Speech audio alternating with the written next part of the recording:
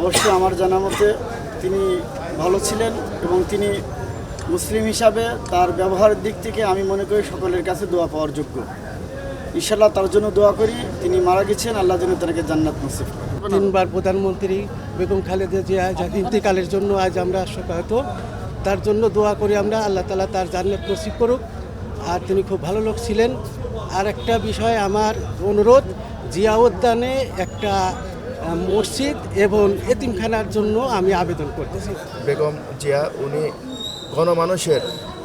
গণমানুষের উনি প্রধানমন্ত্রী ছিলেন, বাংলাদেশের প্রত্যেকটা মানুষেরই নেত্রী উনি, আমি এটা মনে করি। এবং আল্লাহ যেন তাকে জান্নাতের সুউচ্চ মাকাম দান করে, তার জন্য দোয়া করি। তিনি আমার একদম মায়ের মতো এবং মায়ের মতোই আমি তাকে শ্রদ্ধা করি।